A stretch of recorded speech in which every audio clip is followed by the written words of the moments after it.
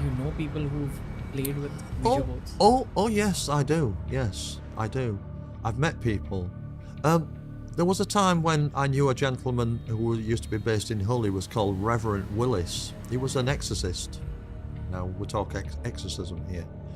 He was the one of only 7 ordained priests in the whole of this country that was allowed to perform exorcisms or to remove spirits from people's homes that were causing problems, bad ghosts.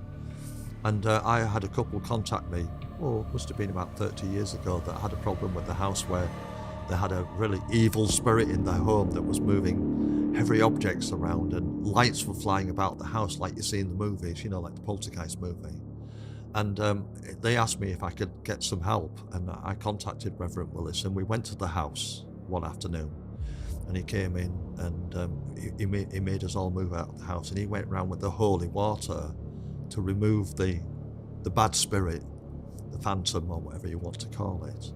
And whilst he was in there were objects flying around the room, and at one point something actually went straight through the front room window. It broke the glass, did the ghost. It was a bad spirit. And he came out of there, did that priest, Catholic priest, and said to me, that in all of his life he'd never experienced anything as bad as that before, ever.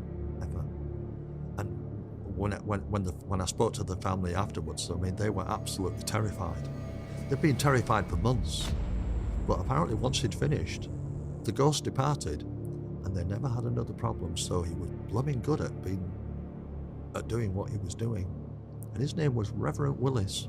You can look him up. I don't think he's alive now, but he was very famous for dealing with bad spirits.